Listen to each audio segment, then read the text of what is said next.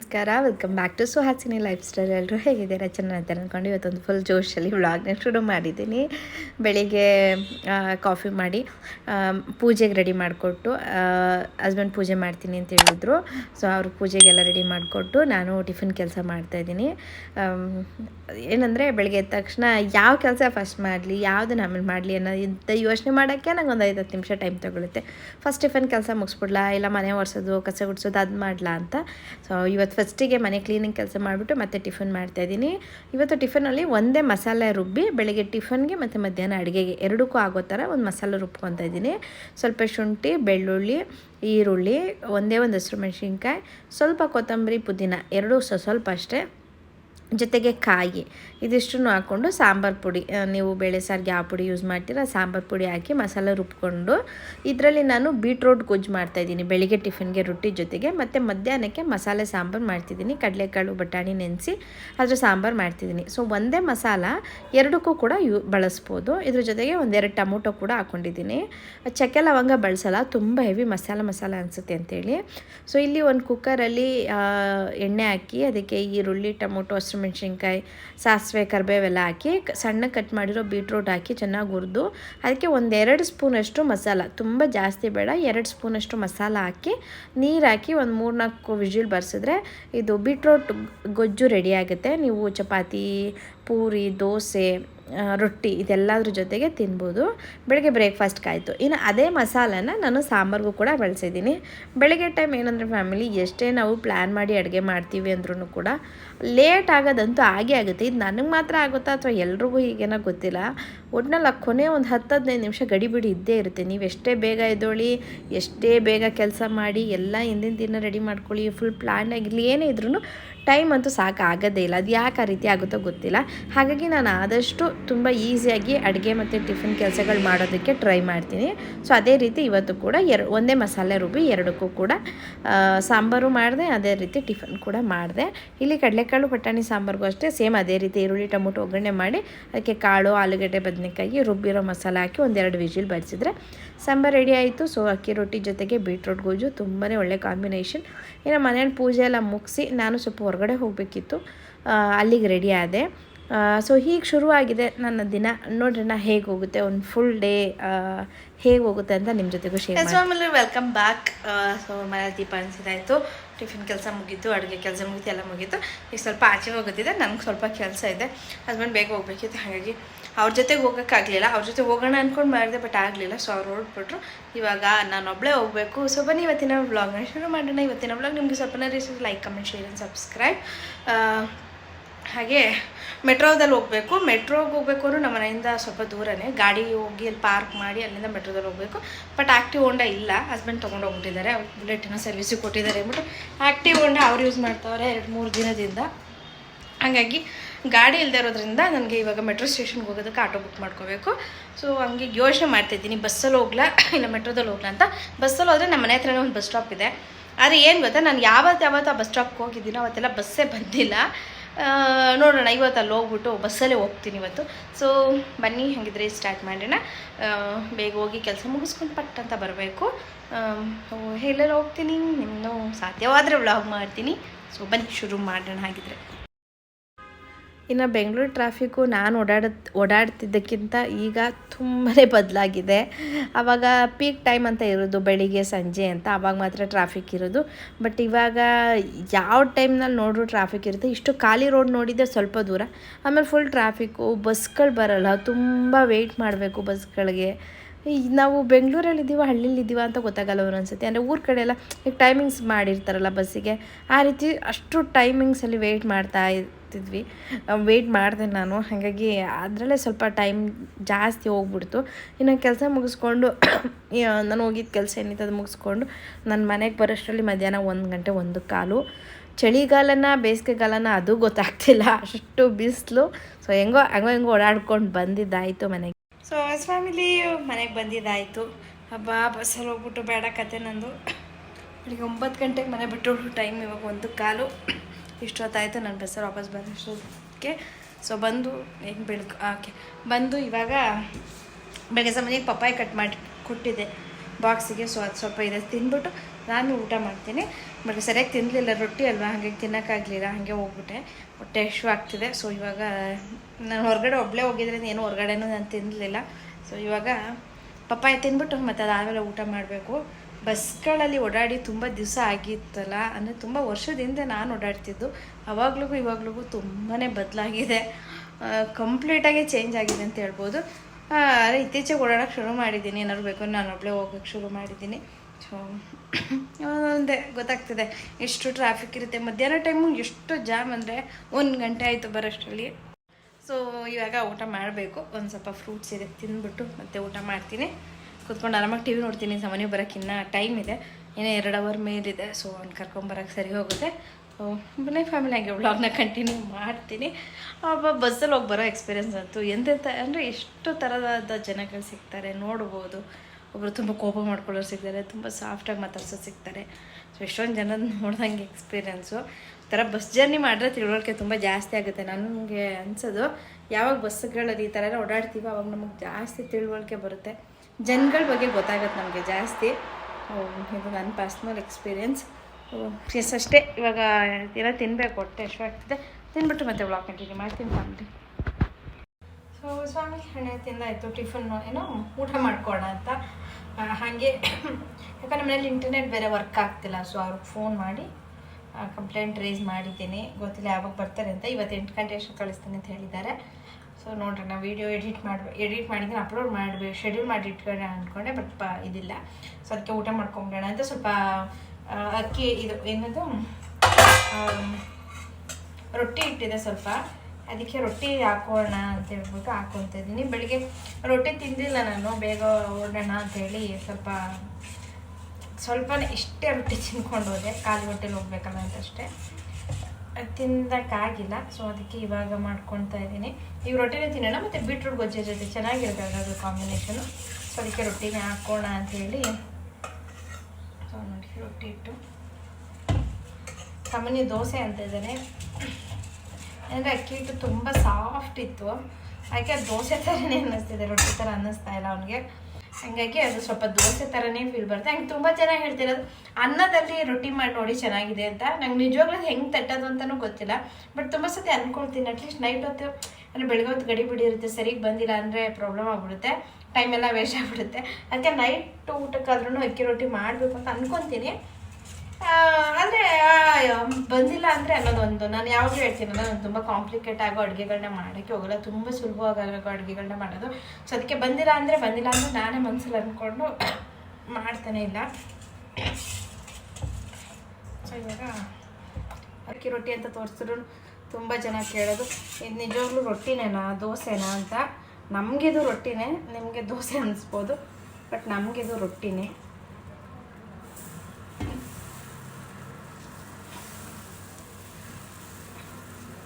ಅಥವಾ ಇನ್ಸ್ಟಂಟ್ ದೋಸೆ ಅಂತಲೂ ನೀವು ಅನ್ಕೊಬೋದು. ಈಗ ದೋಸೆಗಾದರೆ ನೈಟೇ ರುಬ್ಬಿಡಬೇಕು, ನೈಟೇ ನೆನೆಸಿ, ಹಿಂದಿನ ದಿನ ನೆನೆಸಿ ನೈಟೇ ರುಬ್ಬಿಡಬೇಕು. ಹಾಗೆ ಇದು ಇನ್ಸ್ಟಂಟ್ ದೋಸೆ ಅಂತಲೂ ಅನ್ಕೋಬೋದು. ಇವಾಗ ಊಟ ತಿನ್ನೋ ಟೈಮ್, ಊಟ ಮಾಡುವ ನೋಡಿ ಅಡುಗೆ ಮನೆ ಹೆಂಗೆ ಮಾಡಿದ್ದೀನಿ ಅಂತ. ಬೆಳಿಗ್ಗೆ ಅರ್ಜೆಂಟಲ್ಲಿ ಒರೆಸ್ಲಿಲ್ಲ, ಅಕ್ಕಿ ಹಿಟ್ಟು ಇದು ಇನ್ನೂ ರೊಟ್ಟಿ ಹಿಟ್ಟು ಇನ್ನೂ ಇತ್ತು, ಹಾಗಾಗಿ ಬಂದು ರೊಟ್ಟಿ ಮಾಡ್ಕೋಣ ಅಂದ್ಬಿಟ್ಟು ಇನ್ನೂ ಕ್ಲೀನ್ ಮಾಡಲಿಲ್ಲ, ಹಾಗೆ ಬಿಟ್ಟೋಗಿದ್ದೆ. ಇನ್ನು ಇಲ್ಲಿ ಬೀಟ್ರೋಟ್ ಪಲ್ಯ ನಾನಾಗಲೇ ಹೇಳ್ದಾಗೆ ಒಂದೇ ಮಸಾಲೆ ರುಬ್ಬಿ ಎರಡೂ ಮಾಡಿದ್ದೀನಿ, ಪಲ್ಯ ಮತ್ತು ಸಾಂಬಾರು ಎರಡೂ. ಸೊ ಇದು ಮಸಾಲೆ ಸಾರು, ಕಡಲೆಕಾಳು ಮತ್ತು ಬಟಾಣಿ ಹಾಕಿ ಮಾಡಿರೋ ಸಾರು, ಒಂದೇ ಮಸಾಲೆಯಲ್ಲಿ 2 ಕೂಡ ಆಗುತ್ತೆ.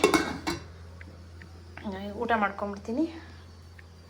ಊಟ ಮಾಡಿಕೊಂಡು ಮತ್ತೆ ಬ್ಲಾಗ್ ಕಂಟಿನ್ಯೂ ಮಾಡ್ತೀನಿ. ಸೊ ರೊಟ್ಟಿ ರೆಡಿ ಆಯಿತು. ಅದು ರೊಟ್ಟಿ ಬೇಯೋ ಘಮನೇ ಚಂದ, ಘಮ ಅಂತ ಇರುತ್ತೆ ನೋಡಿ, ಎಷ್ಟು ತೆಳುವು ಬಂದಿದೆ ಗೊತ್ತಾ. ಸೊ ಊಟ ಮಾಡಿಬಿಟ್ಟು ಮತ್ತೆ ಬ್ಲಾಗ್ ಕಂಟಿನ್ಯೂ ಮಾಡ್ತೀನಿ ಫ್ಯಾಮಿಲಿ. ಇನ್ನು ನಾನು ಊಟ ಮಾಡಿ ಇನ್ನು ಅಡುಗೆ ಮನೆ ಕತೆ ನೋಡಿದ್ರಲ್ಲ ಹೆಂಗಾಗಿತ್ತು ಅಂತ, ಅದೆಲ್ಲ ಕ್ಲೀನ್ ಮಾಡಿ ಪಾತ್ರೆ ಎಲ್ಲ ತೊಳೆದು ಅಷ್ಟೊಂದು ಸಮಯ ಬಂದು ಅವನ್ನ ಕರ್ಕೊಂಡು ಬಂದು ಓದಿಸಿ ಅವ್ನು ಸ್ವಲ್ಪ ಹೊತ್ತು ಮಲಗಿಸಿ, ಅದಾದಮೇಲೆ ಅಷ್ಟರಲ್ಲಿ ಹಸ್ಬೆಂಡ್ ಬಂದರು. ಈವ್ನಿಂಗ್ ಟೀ ಮಾಡಿಕೊಂಡು ಕುಡಿದು ಸ್ವಲ್ಪ ಮಸಾಲ ಕೋಡ್ಬಳೆ ಇತ್ತು, ಕರಿಬೇವು ಮಸಾಲದು. ಸೊ ಅದನ್ನು ಸೈಡ್ಸ್ಗೆ ಸ್ನ್ಯಾಕ್ಸ್ ಥರ ತಿಂದು ಸಂಜೆ. ಸೊ ಹೀಗೆ ಒಂದು ದಿನ ಹೆಂಗೋಯ್ತು ಒಂದು ದಿನ ಅಂತಲೇ ಗೊತ್ತಾಗಿಲ್ಲ. ಕಣ್ಣು ಮುಚ್ಚಿ ಕಣ್ಣು ಬಿಡೋಷ್ಟ್ರಲ್ಲಿ ದಿನ ಹಾಗೇ ಹೋಗಿತ್ತು. ಅದು ಮೇ ಬಿ ಹೊರಗಡೆ ಓಡಾಡ್ಕೊ ಬಂದಿದ್ದಕ್ಕೋ ಅಥವಾ ಮನೆಗೆ ಬರೋಷ್ಟರಲ್ಲಿ 1 ಗಂಟೆ 1:30 ಆಗೋಗಿತ್ತು. ಅದಾದ ನಂತರ ನಾನು ಊಟ ಮಾಡಿ ಅಡುಗೆ ಮನೆ ಕ್ಲೀನ್ ಮಾಡೋಷ್ಟು ಸಾಮಾನ್ಯನೇ ಬಂದುಬಿಟ್ಟ.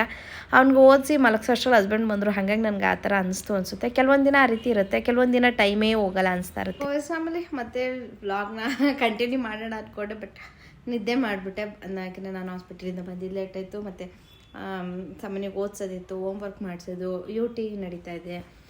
ಹಾಗಾಗಿ ಓದಿಸು ಮತ್ತು ಅವನ ಜೊತೆ ನಿದ್ದೆ ಮಾಡಿದೆ. ನಾನು ಎದ್ದಿದ್ದು ಲೇಟು, ಹಸ್ಬೆಂಡ್ ಬಂದ್ರಷ್ಟರಲ್ಲಿ. ಸೊ ಸ್ಟ್ರಾಂಗಾಗಿ ಟೀ ಮಾಡಿ ಕೊಡೋದು, ಹಾಗೆ ವೀಡಿಯೋ ಕೂಡ ಎಂಡ್ ಮಾಡೋಣ ಅಂತ.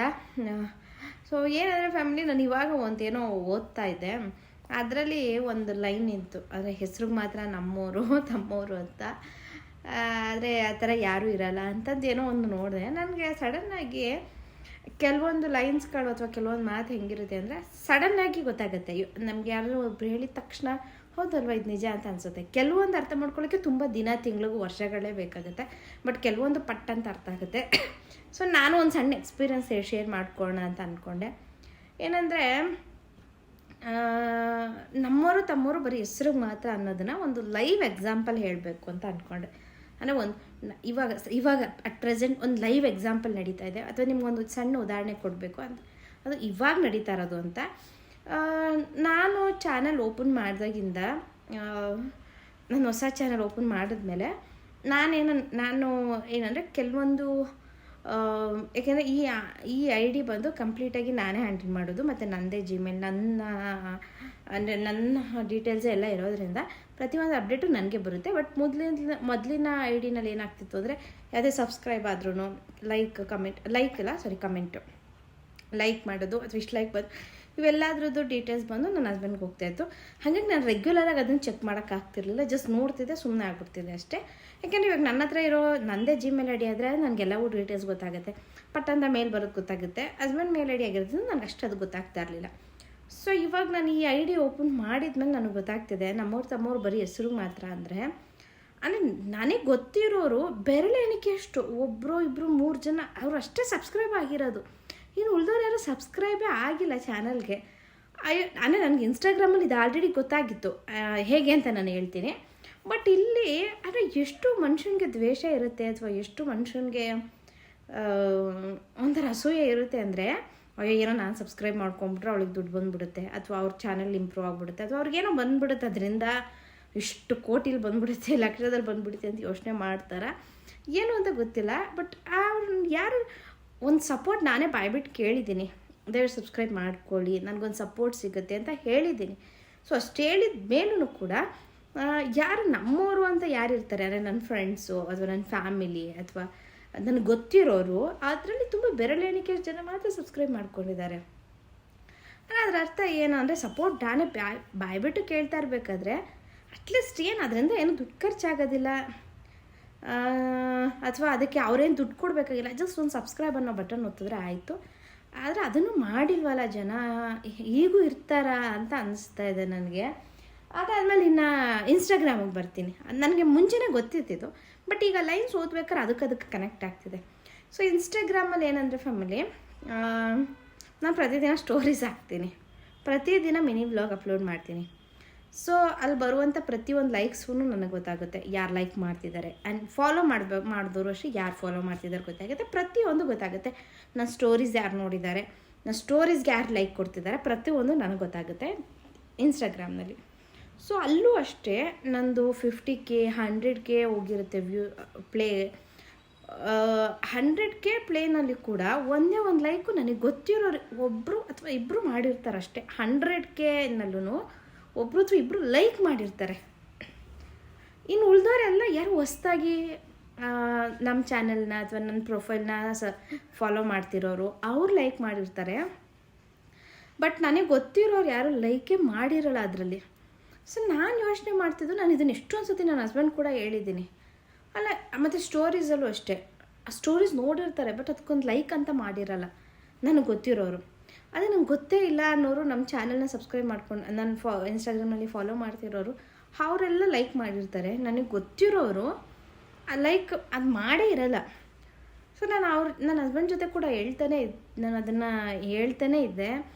ಅಲ್ಲ ಇವರು ಒಂದು ಲೈಕ್ ಕೂಡ ಮಾಡಿರಲ್ವಲ್ಲ, ನಮ್ಮವರು ಅಂತ ಲೈಕ್ ಕೂಡ ಮಾಡಿರಲ್ವಲ್ಲ ಇವ್ರು ಯಾರು? ನಾನು ತುಂಬ ಎಲ್ಲರೂ ಅಂತಲೇ ಅನ್ಕೊಂಡು ಫ್ಯಾಮಿಲಿ ಇವರು ಒಬ್ಬರು ಇಬ್ಬರು ಬಿಟ್ಟು ಇನ್ನು ಉಳ್ದವ್ರು ಎಲ್ಲರೂ ನನಗೆ ಗೊತ್ತಿರೋರು ಮಾಡಿರಲ್ವಲ್ಲ.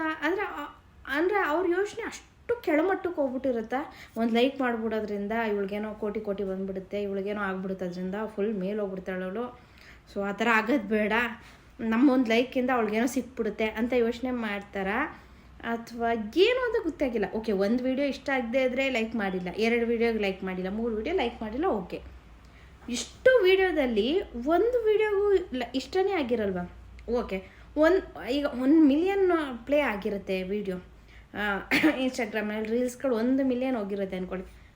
1 ಮಿಲಿಯನ್ಗೆ ಇಲ್ಲಾಂದ್ರೂ ಒಂದು 25-30K ಲೈಕ್ಸೇ ಬಂದಿರುತ್ತೆ. 25,000ದಿಂದ 30,000 ಜನಕ್ಕೆ ಆ ವಿಡಿಯೋ ಇಷ್ಟ ಆಗಿದೆ ಅಂದರೆ ನನಗೆ ಗೊತ್ತಿರೋರು ಒಬ್ರಿಗೆ ಆ ವಿಡಿಯೋ ಇಷ್ಟ ಆಗಿರಲ್ವಾ? 100Kನಲ್ಲಿ 100K ವ್ಯೂಸ್ ಪ್ಲೇ ಆಗಿದೆ ಅಂದರೆ ಮಿನಿಮಮ್ ಅಂದರೆ 5K 5,000 ಜನ ಲೈಕ್ ಅಂತೂ ಮಾಡೇ ಇರ್ತಾರೆ. ಅದೊಂದು ಅಂದರೆ ಇಷ್ಟು ವ್ಯೂಸ್ ಬಂದಿರುತ್ತೆ ಅನ್ನೋದು ಒಂದು ಅಂದಾಜು. ಸೊ 5,000 ಜನಕ್ಕೆ ಆ ವಿಡಿಯೋ ಇಷ್ಟ ಆಗಿದೆ. ನನಗೆ ಗೊತ್ತಿರೋರು, ನನಗೆ ತುಂಬ ಚೆನ್ನಾಗಿ ಗೊತ್ತಿರೋರು, ಅವ್ರಿಗೂ ನಾನು ಗೊತ್ತಿರ್ತೀನಿ, ಅವ್ರಿಗೆ ಆ ವಿಡಿಯೋ ಇಷ್ಟ ಆಗಿರಲ್ವಾ? ಇದು ಯಾವ ಸೇಮೆ ಲಾಜಿಕ್ ನನಗಂತೂ ಗೊತ್ತಾಗಿರೋ ಫ್ಯಾಮಿಲಿ. ಅಂದರೆ ಹೆಸ್ರಿಗೆ ಮಾತ್ರ ಅನ್ನೋದು ಅದಕ್ಕೆ ಅನಿಸುತ್ತೆ. ಒಂದು ಪುಟ್ಟ ಸಪೋರ್ಟ್, ಒಂದು ಚಿಕ್ಕ ಸಪೋರ್ಟ್ನ ನೀವು ಮಾಡ್ಬೋದು ನಿಮ್ಗೆ ಗೊತ್ತಿರೋರಿಗೆ. ನೀವು ಅದನ್ನೇ ಮಾಡೋದಕ್ಕಾಗ್ತಾಯಿಲ್ಲ ಅಂದರೆ ಇನ್ನು ಬೇರೆದನ್ನೇ ಅದು ಹೆಂಗೆ ಮಾಡ್ತಾರೆ ಅಂತ ನನಗೆ ನಿಜವಾಗ್ಲೂ ಅರ್ಥ ಆಗಿಲ್ಲ. ಸೊ ಇದು ಅಂದರೆ ನಾನು ಹೇಳ್ತಾ ಇರೋದು, ಅವ್ರು ಮಾಡಲೇಬೇಕು, ನನ್ನ ವೀಡಿಯೋಗೆ ಲೈಕ್ ಮಾಡಲೇಬೇಕು, ಫಾಲೋ ಮಾಡಲೇಬೇಕು ಅಂತಲ್ಲ, ಖಂಡಿತವಾಗ್ಲೂ ಇಲ್ಲ. ಅದು ಅವ್ರ ಇಷ್ಟ, ಅವ್ರ ಕಂಪ್ಲೀಟ್ ಚಾಯ್ಸ್ ಅವ್ರದ್ದೇ. ಬಟ್ ಸ್ಟಿಲ್ ಅಂದರೆ ಅವ್ರಿಗೆ ತುಂಬ ಗೊತ್ತಿರೋರು ಯಾರೋ ಒಬ್ಬರು ಈ ರೀತಿದೊಂದು ಸಪೋರ್ಟ್ ಕೇಳ್ತಿದ್ದಾರೆ. ಹೆಲ್ಪ್ ಅಲ್ಲ, ಸಪೋರ್ಟ್. ಹೆಲ್ಪ್ ಕೇಳೋದು ಬೇರೆ, ನನಗೆ ಈ ಥರ ಸಹಾಯ ಮಾಡಿ ಅಂತ. ಬಟ್ ನಾನೇನು ಕೇಳ್ತಿದ್ದು, ಸಪೋರ್ಟ್ ಕೇಳ್ತಿದ್ದು. ಅದಕ್ಕೇ ನೀವು ತುಂಬ ಕ್ಲೋಸ್ ಇರೋ, ತುಂಬ ಗೊತ್ತಿರೋರೇ ಒಂದು ಸಪೋರ್ಟ್ ಮಾಡೋಕ್ಕೆ ಹಿಂದೆ ಮುಂದೆ ನೋಡ್ತಾರೆ ಅಂದರೆ ಅದರ ಅರ್ಥ ಅವ್ರು ಮಾಡೋ ಸಪೋರ್ಟಿಂದ ಏನು ಕೇಳ್ತಾ ಇರ್ತಾರೆ ಸಪೋರ್ಟ್ ಅವ್ರಿಗೆ ಒಳ್ಳೇದಾಗ್ಬಿಟ್ರೆ ಅನ್ನೋದೊಂದು ಮೈಂಡ್ಸೆಟ್ ಇರುತ್ತೆ. ನಾನು ಅರ್ಥ ಮಾಡ್ಕೊಂಡಿರೋದು ಅದೊಂದೇ ಕಾರಣ ಇರುತ್ತೆ ಅಂತ ನಾನು ಅಂದ್ಕೊಳ್ತೀನಿ. ಅದು ಬಿಟ್ಟು ಬೇರೆ ಕಾರಣ ನನಗೆ ಯಾವುದು ಸದ್ಯಕ್ಕಂತೂ ಅನ್ನಿಸ್ತಾ ಇಲ್ಲ. ಇದು ಬಿಟ್ಟು ಇದೊಂದು ಕಾರಣ ಇರ್ಬೋದು, ಅದಕ್ಕೆ ಅವ್ರು ನನಗೆ ಸಪೋರ್ಟ್ ಮಾಡ್ತಿಲ್ಲ ಅಂತ ನನಗೆ ನಿಜವಾಗ್ಲೂ ಯಾವುದೂ ಅನ್ನಿಸ್ತಾ ಇಲ್ಲ. ಸೊ ಇದೊಂದೇ ಕಾರಣ ನನಗೆ ಅನ್ನಿಸ್ತಿರೋದು. ಮೇ ಬಿ ನಾನು ಥಿಂಕ್ ಮಾಡ್ತಿರೋದೇ ಸರಿಗಿಲ್ಲ ಅನಿಸುತ್ತೆ. ಬಟ್ ನನಗೆ ಅನಿಸ್ತಾ ಇರೋದು ಇಷ್ಟೇ ಫ್ಯಾಮಿಲಿ, ನಾನು ಫ್ರ್ಯಾಂಕಾಗಿ ಹೇಳ್ತಾ ಇದ್ದೀನಿ, ನನಗೆ ಹೀಗೆ ಅನ್ನಿಸ್ತಾ ಇರೋದು. ಸೊ ಅದೇ ಖಂಡಿತವಾಗ್ಲೂ ಬೇಜಾರಂತೂ ಇಲ್ಲ.